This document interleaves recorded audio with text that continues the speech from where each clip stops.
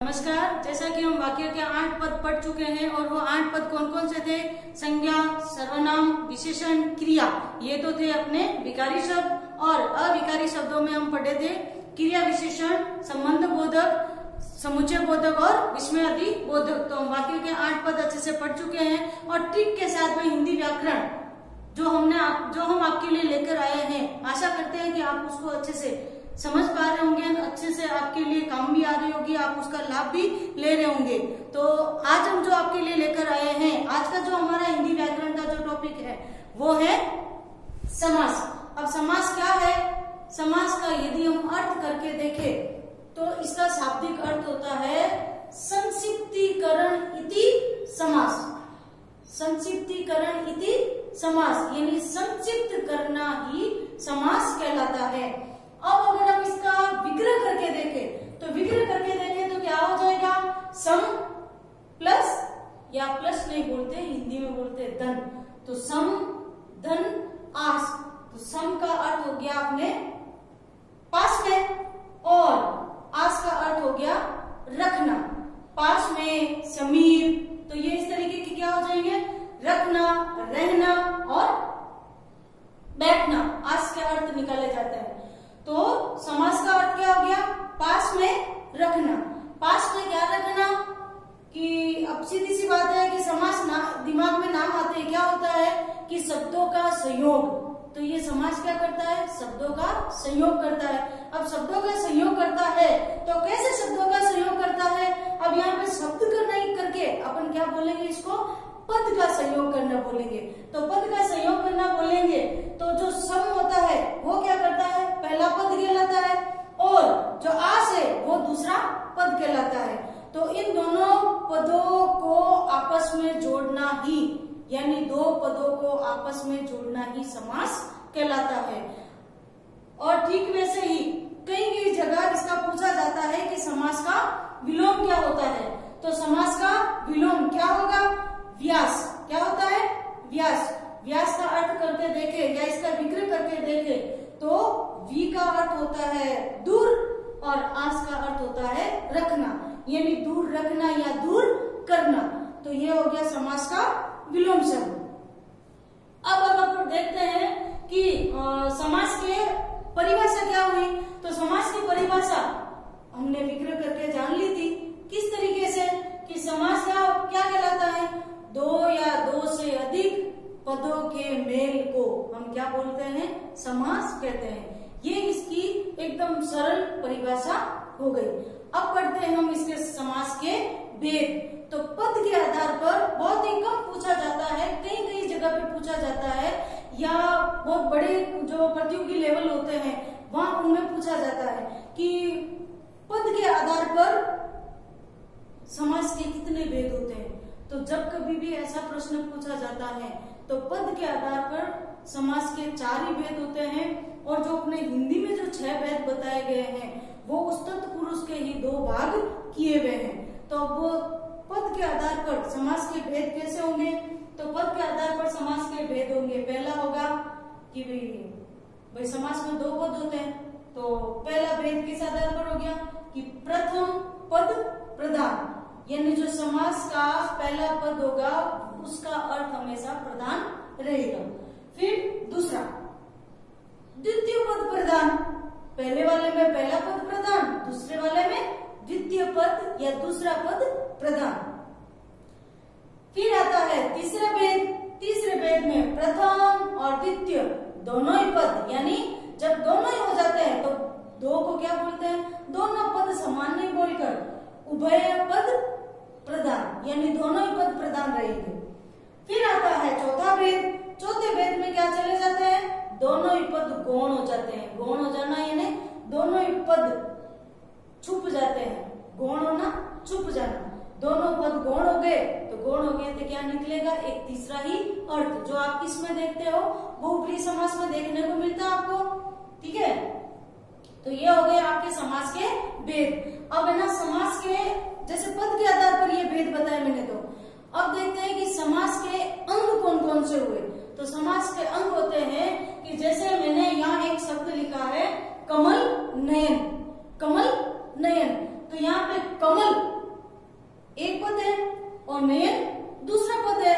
तो मैंने इन दोनों पदों को जोड़कर पद बनाया है। तो जो दो पदों को जोड़कर जो पद बनेगा उसको कहेंगे समस्त पद, ठीक है। और वही दूसरा अंग होता है इसका समास विग्रह। विग्रह यानी कमल जैसे नयन। अब मैंने इसको जैसे ही अलग किया, विग्रह किया, इसको अलग किया, तो क्या हो गया, इसमें एक योजक शब्द आ गया। तो कमल जैसे नयन, तो कमल जैसे नयन होते ये क्या हो गया, समास विग्रह। तो ये माने गए हैं समास के दो अंग। कौन से, एक तो समस्त पद और एक दूसरा हो गया समास विग्रह। अब हम पढ़ते हैं इसके समास के अपने हिंदी के अनुसार 6 भेद कौन से होते हैं, आइए जानते हैं। समास के 6 भेद होते हैं अपने हिंदी भाषा में। समास के 6 भेद कौन कौन से होते हैं। सबसे पहला भेद आता है अपने, कौन सा आता है, अवयवी भाव। अब अवयवी भाव समास में क्या होगा, इसकी परिभाषा या इसके टुकड़े करके भी देखते हैं अपन। तो अवयव पद होगा इसके अंदर। अवयव पद आते ही क्या हो जाएगा कि प्रथम पद प्रधान। जो हमने पदों के आधार पर जो भेद पढ़े थे उसी के अनुसार, हम इसी क्रम के अनुसार यदि हम समास को पढ़ते जाएंगे तो समास हमें आसानी से याद रहेंगे। तो अवयव पद प्रधान, और उसमें क्या होगा कि प्रथम पद प्रधान रहेगा। अब प्रथम पद प्रधान कैसे रहेगा, जैसे ही अपन उदाहरण लेते हैं इसके अंदर, तो अवयव के बहुत सारे उदाहरण होते हैं और इसमें कहीं भी ऐसे कंफ्यूज होने की कहीं पे भी बात नहीं है। कैसे कि जैसे एक मैंने शब्द लिखा यहाँ पे आजन्म। आजन्म यानी अब यहाँ पे क्या हो गया, जैसे कुछ अवयव शब्द क्या होते हैं, उपसर्ग से बनते हैं। तो उपसर्ग से बनता है, इसमें उपसर्ग क्या हो गया, आ धन जन्म, ठीक है। और अगर इसमें इसका हिंदी में विग्रह करके देखूं तो वह क्या हो जाता है, जन्म भर, ठीक है। तो यहाँ आ का अर्थ यहाँ क्या लिया गया है, भर, यानी जन्म भर, आ जन्म। तो यहाँ पे क्या हो जाता है, अवयव पद इसमें प्रधान हो गया, यानी प्रथम पद इसमें प्रधान माना गया है, ठीक है। और दूसरा देखते हैं किससे, जिसमें केवल अवयव पद ही आएगा और दूसरे पद को भी वो फिर अपने साथ में लेके चलता है। तो वो हो जाता है जैसे यथा संभव, जैसा संभव है, ठीक है। और अगर तीसरा लेके देखें तो कहीं कहीं पे संख्यावाची शब्द भी आते हैं। संख्यावाची शब्द में कैसे आते हैं, जैसे यहाँ अगर मैं एक उदाहरण लूं, एका एक, तो इसका अगर हम विग्रह करके देखेंगे तो क्या हो जाएगा, एक के बाद एक। तो इसको हम द्विगु समास में नहीं मानकर ये किसमें आएगा, अपने अवयवी भाव समास के अंदर आएगा, ठीक है। ठीक ऐसे कैसे, एक अगर और लेके देखें कि दिनों दिन, जब शब्द की आवृत्ति हो, ठीक है, यानी अवयव पद कैसे होंगे, एक तो होंगे उपसर्ग जोड़कर बनाए जाएंगे वो, और एक दूसरा होगा आपके किसमें कि शब्द की आवृत्ति होगी। तो शब्द की आवृत्ति एक तो अपन एक करके देख चुके हैं, ठीक है। अब कहीं कहीं पे ऐसा आता है कि एक का एक, यदि हम इसको अगर हम जोड़ के देखें तो वो तो एक एक बन जाता है। तो उस समय आपके दिमाग में ये एक ही चीज लानी है कि जो शब्द का संयोग करे वो समास होता है, उसमें विकृति नहीं लाता है। विकृति लाने का काम कौन करता है, संधि। संधि और समास में ये इतना सही अंतर है कि संधि क्या करती है, शब्दों को जोड़ती तो है लेकिन उसके अंदर विकृति ले आती है, और समास क्या करता है, शब्दों का संयोग, जैसे वो शब्द है उनको उसी के अनुसार उन क्रम में वो रखता है। तो इसलिए यहाँ एकाएक का क्या विग्रह हुआ था अपने, एका एक, यानी एक के बाद एक, ठीक है।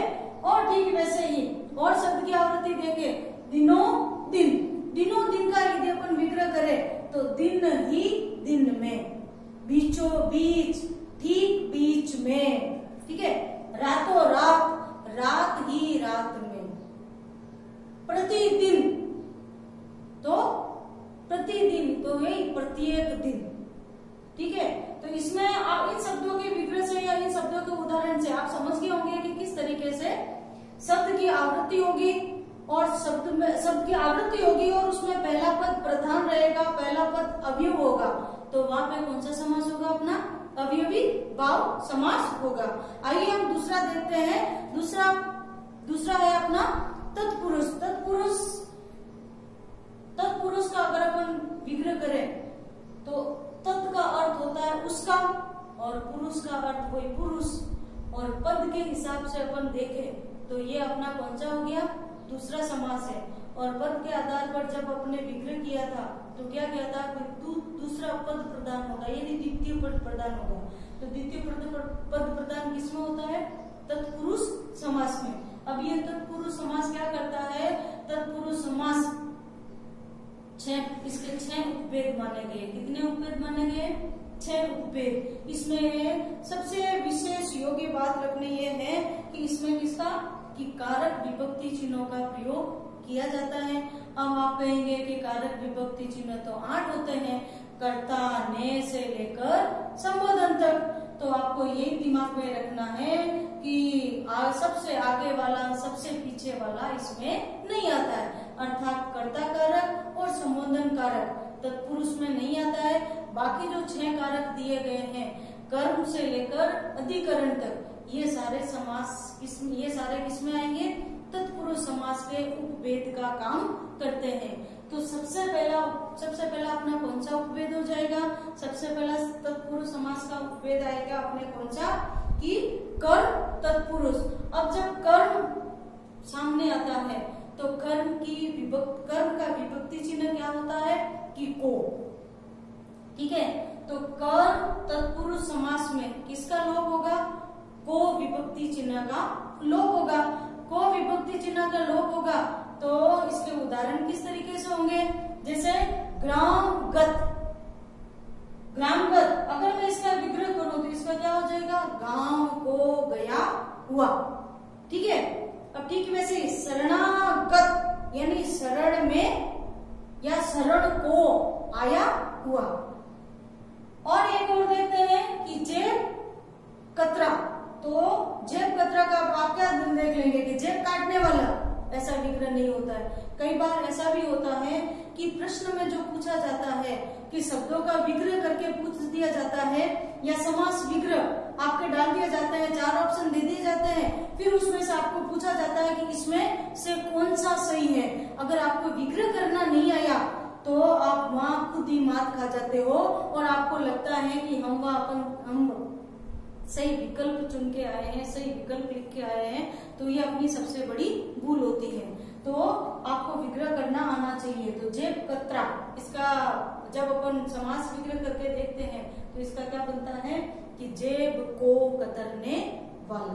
तो यहाँ ये ध्यान रखना है कि कर्म तत्पुरुष में को विभक्ति चिन्ह का लोप होता है, और जहाँ कहीं पे भी आप विग्रह किए हुए में को आया हुआ देखो तो वहां पे कर्म तत्पुरुष ही होगा। जब समास विग्रह आएगा तब, और जब समस्त पद आएगा तब आप अच्छे से हमेशा कोई भी चीज रटने की बजाय उसको जैसे जैसे आप पढ़ते हो वैसे वैसे समझने का प्रयास करोगे तो सारी चीजें आपके आसानी से एकदम क्रिस्टल क्लियर हो जाएगी। अब दूसरा आता है तत्पुरुष का दूसरा भेद है अपने करण तत्पुरुष समास। अब करण का नाम आते ही इसमें कौन सी विभक्ति चिन्ह आ जाती है अपने, कि से या के द्वारा। अब से या के द्वारा तो अब आप क्या करेंगे, या अलग होना मानेंगे, नहीं अलग होना नहीं मानेंगे। और इससे पहले मैं आपको एक स्पष्ट कर देती हूँ 2 चीजें, कि यदि हम करके देखते हैं तो क्या हो जाता है कि जैसे एक मैंने उदाहरण लिखा कि तारों से भरी, ठीक है, और एक मैंने लिखा है हस्तलिखित। तो तारों से भरी का जब अगर मैं करके देखूं तो यहाँ से किस लिए आया है, तो यहाँ 2 विशेष ध्यान देना योग्य होगा कि हस्तलिखित का मैं करके देखूं तो हस्त के द्वारा लिखित, या हस्त से लिखित नहीं आता है। अब ये कैसे नहीं आता है कि इसमें 2 कहीं पे ऐसा होता है कि हिंदी में भी कई जगह नियम लागू होते हैं। तो किस तरीके से कि के द्वारा का प्रयोग हमेशा कहाँ होगा, कि सजीव के साथ में। जहाँ कहीं पे भी सजीव वस्तु होगी तो उसके साथ में के द्वारा का प्रयोग होगा, और जहाँ कहीं पे भी निर्जीव होगी तो वहां पे से का प्रयोग होगा। के द्वारा का प्रयोग कहाँ होगा, सजीव के साथ, और से का प्रयोग कहाँ होगा, निर्जीव के साथ में। इसलिए तारों से भरी, या ये अगर मैंने लेके देखा तो इसका क्या हो गया, या जैसे तुलसी कृत, तो तुलसी के द्वारा कृत। अब यहाँ ऐसा नहीं आएगा कि तुलसी से कृत या केवल तुलसी कृत लिख दिया तो आपने ये से डाल के लिख दिया, ऐसा नहीं होगा। ठीक है। तीसरा तत्पुरुष समास का उपभेद है संप्रदान, जिसके अंदर कौन सी कारक विभक्ति चिन्ह का प्रयोग होता है, के लिए। अब किसके लिए, जब भी अपन ऐसे कुछ शब्द देखते हैं तो उसमें जब अपने साथ में आ जाता है, जैसे कि राह में चलते हुए क्या लिया कि राह खर्च, तो राह के लिए खर्च, जब अपन इसका विच्छेद करके देखते हैं तो। ठीक है। ठीक वैसे ही देश भक्ति, देश के लिए भक्ति। ठीक है। पाठशाला, पाठ के लिए शाला। ठीक है।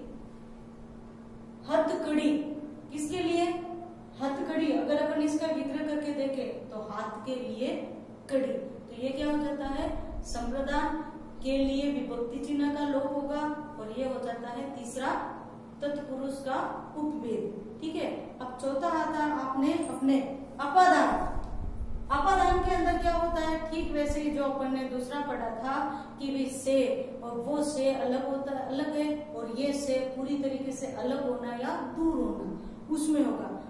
तो इसमें से विभक्ति चिन्ह का प्रयोग किस तरीके से किया जाता है, जैसे मैंने यहाँ शब्द लिखा कि रोग मुक्त, तो रोग से मुक्त, या मैं एक पद लेके या मैं एक वाक्य लिखूं, जैसे पेड़ से पत्ता गिरता है, तो पेड़ से पत्ता गिरता है, तो अभी वहां पे वो पेड़ से पत्ता अलग हो रहा है, तो अलग हो रहा है, तो वहां पे वो क्या कौन सा हो जाता है, अपादान तत्पुरुष समास हो जाता है, या अपादान कारक का वो वहां पे काम करता है। यदि सामासिक पद आया तो अपादान तत्पुरुष समास हो जाता है। ठीक है।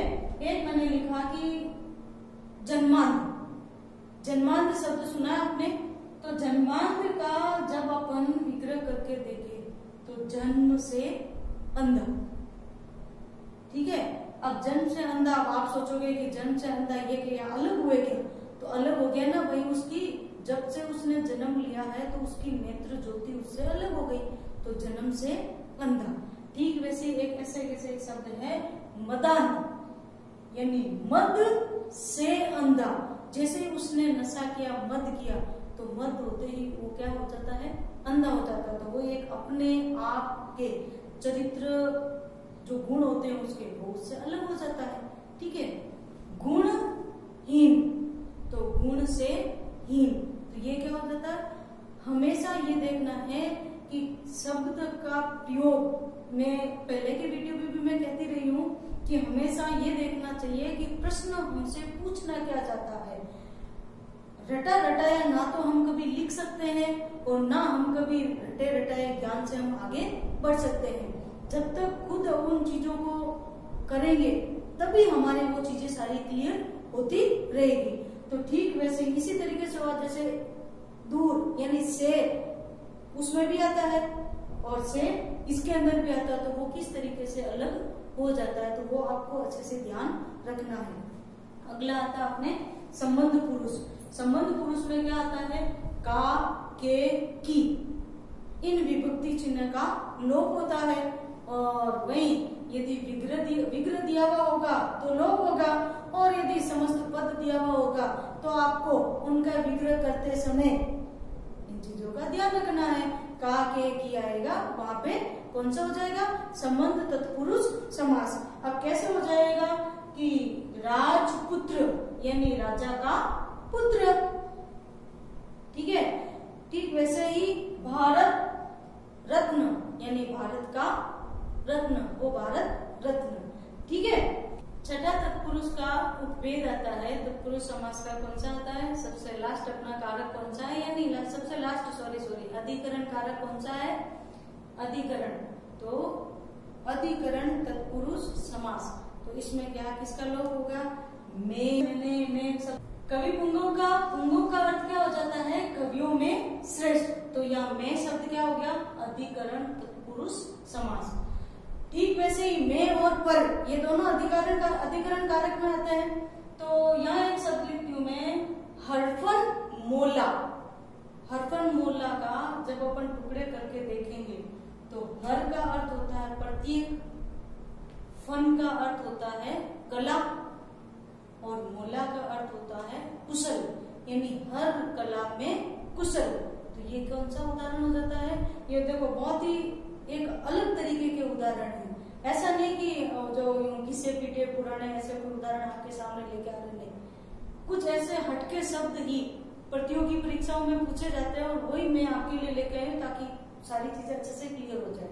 ठीक है, एक आता है कि आप बीती, अगर आप इसका विग्रह करेंगे तो कैसे करेंगे? वे खुद पे बीती हुई। आप अगर ऐसे शाब्दिक अर्थ करके देखते हैं या इसका अर्थ निकालते हैं तो इसका होता है आप पर बीती। तो ये इस तरीके से क्या हो गए? अधिकरण तत्पुरुष समास। तो ये हो गए अपने तत्पुरुष समास के 6 भेद। अब इसके अलावा एक में एक अलग आपके लिए लेके आई हूं जो कहीं कहीं पे पूछा जाता है, या यूं कहे कि अगर संस्कृत का कोई अगर ये कोई वीडियो देख रहा है तो वो अपने संस्कृत में क्या मानता है कि तत्पुरुष का एक और भेद आता है। वो कौन सा आता है? नए तत्पुरुष। कौन सा आता है? नए तत्पुरुष। नए तत्पुरुष का अर्थ क्या होता है? यानी निषेध के अर्थ में। किसके अर्थ में होगा? निषेध के अर्थ में, यानी मना करने के अर्थ में। मना करने के अर्थ में कहे या यूं कहे कि जैसे कोई भी चीज आपके सामने है तो उसको अनदेखा करना, अनपढ़, नालायक, ये अगर ऐसे शब्द आते हैं तो ये शब्द यदि संस्कृत भाषा में आएंगे तो वो नए तत्पुरुष में आएंगे। और इसी को हिंदी में भी किस तरीके से पूछा जाता है, जैसे में इसके जैसे उपसर्ग होते हैं, एक तो अ, अन, न, ना, ये इन उपसर्गों को जोड़कर बनाए जाते हैं। जैसे अटूट, अटूट। अब अटूट का यदि अपन विग्रह करके देखें तो अ का अर्थ यहाँ पे अपनों को क्या लेना है कि न टूट, न टूट या न टूटा हुआ। अनपढ़, न पढ़ा हुआ। नालायक, तो ना धन लायक, जो लायक नहीं है। नगण्य, जो गिना नहीं जाए तो न गण्य। तो ये निषेध के अर्थ में इसका प्रयोग होता है। और यदि आपके इस तरीके के ये शब्द आ जाए कि ये शब्द भाई अपन उपसर्ग जोड़ के ये इन्हीं समस्त पदों को अवयवी भाव में भी लिया जाता है। तो अगर परीक्षा में ऐसे पूछ लिया जाए, जैसे अटूट शब्द लिखा हुआ है, अटूट शब्द लिख के आपको दे दिया कि अब आप इसके अंदर विग्रह करके बताइए या इसके अंदर कौन सा समास है वो आप बताइए, और यदि वहां पे 4 विकल्प दे दिए जाए और 4 विकल्प में अवयवी भाव दे दिया, गोप्री दे दिया, तत्पुरुष दे दिया और द्वंद्व दे दिया, तो आप क्या करेंगे? क्या नए तत्पुरुष लिखा हुआ होगा तो आपको नए तत्पुरुष चुनना पड़ेगा।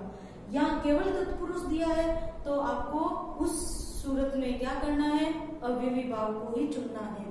यदि कहीं में ऐसे दे ही नहीं और यदि दे दिया जाए तो जब न का अर्थ ऐसे निकलता हो और वहां पे यदि नए तत्पुरुष दे रखा है तो वहां आपको नए तत्पुरुष ही चुनना है, तभी आपका विकल्प सही माना जाएगा, अन्यथा नहीं माना जाएगा।